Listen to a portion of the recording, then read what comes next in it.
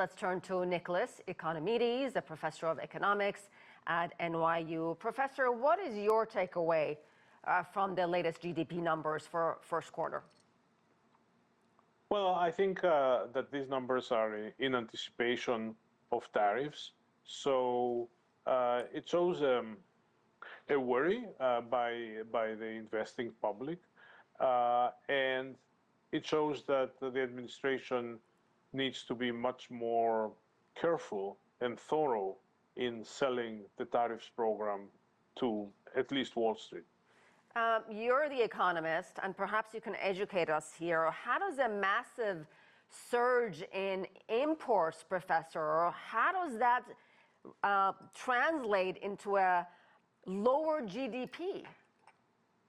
Well, I think the mass increase in imports was because of the anticipation of tariffs. And is this, how does it make a difference on the GDP? It's just the way accounting works. So this number is bigger, so other numbers are smaller. So that's how GDP appears smaller. There is no magic to it. It's just accounting. Understood. And what do you make of Donald Trump's argument? He said this has nothing to do with tariffs, only he, meaning Joe Biden, left us with bad numbers. But when the boom begins, it will be like no other. Be patient. I think a lot of Americans are struggling to, to make rent, are struggling with high prices, struggling with imports that are going to be taxed and tariffed. They don't have time to be patient. Do you think Donald Trump does have a point, though, here? Well, I think high prices have not shown up yet. So we will have to see how that actually evolves.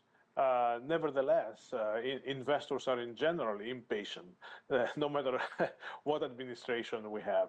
So I can see from Donald Trump's point of view, it's good to say, be patient, we're going to have great results later.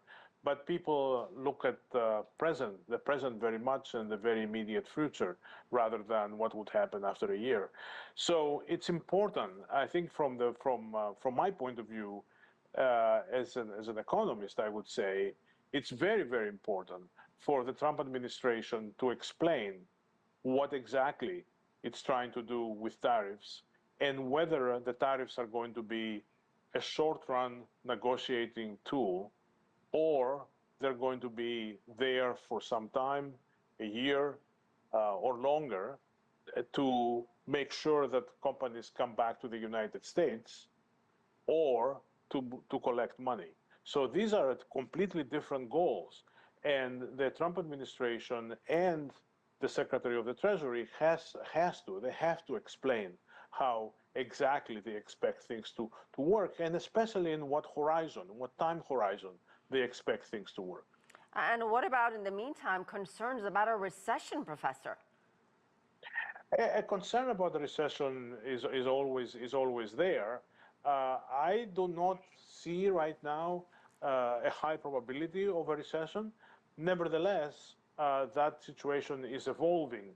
I have to say also that this present situation puts the Federal Reserve on the spot. There will be tremendous pressure, not just by the administration, but also by Wall Street, on the Fed to have a rate cut. So we will have to see how this is going to evolve, and this can be very important on the price of equities. And of course, the longer this trade war between the United States and China goes on for, the more problems it creates for these two countries. Where do you see this feud going, with neither side really backing down here? Well, we are kind of in the early stages, I believe, but this present trade war is painful to both countries, both to the United States and China. And there are very big incentives for both countries to find a way to create some compromise.